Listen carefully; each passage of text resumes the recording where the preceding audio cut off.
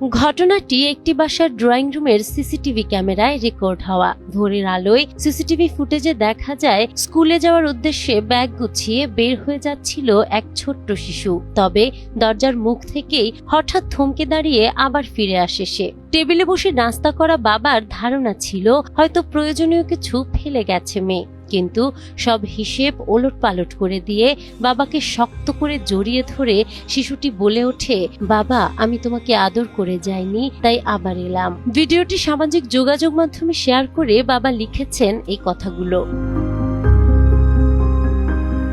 মুহূর্তেই সিসিটিভি ফুটেজের সেই দৃশ্যটি ছুঁয়ে গেছে নেটিজেনদের মন। ঝড়ের গতিতে ভাইরাল হওয়া ভিডিওটির কমেন্ট বক্সে ভেসে আসছে আবেগঘন প্রতিক্রিয়া। নেটিজেনরা লিখেছেন, বলা হয় কন্যা সন্তানই বাবাকে সবচেয়ে বেশি ভালোবাসে, আজ যেন সেটি আবার প্রমাণিত হলো। বাবারা হয়তো সবসময় মুখে ভালোবাসা প্রকাশ করতে পারেন না, কিন্তু মেয়ের একটি আলিঙ্গন কিংবা ভালোবাসি বাবা ডাক তার পুরো পৃথিবীটাই বদলে দিতে পারে।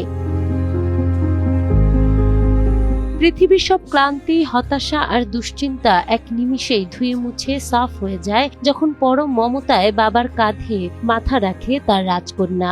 সন্তানের সেই নিঃস্বার্থ আবেগ যেন মানুষের জীবনের সবচেয়ে পবিত্র উপহার। পৃথিবীর প্রতিটি বাবা মেয়ের এই স্বর্গীয় বাঁধন টিকে থাকুক অনন্তকাল।